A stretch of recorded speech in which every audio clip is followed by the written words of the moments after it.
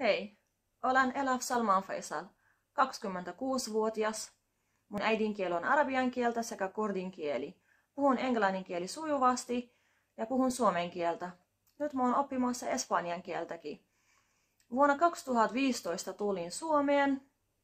Kotimaassani mä olin valmistunut lukioon.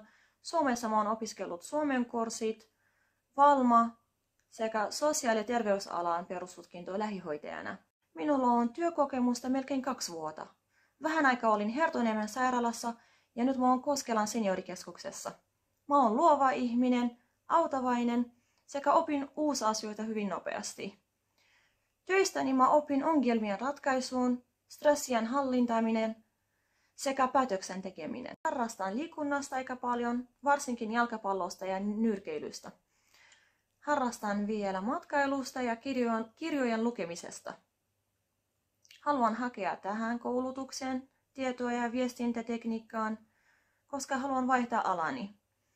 Ja hoitotöissä käytetään aika paljon tekniikkaa.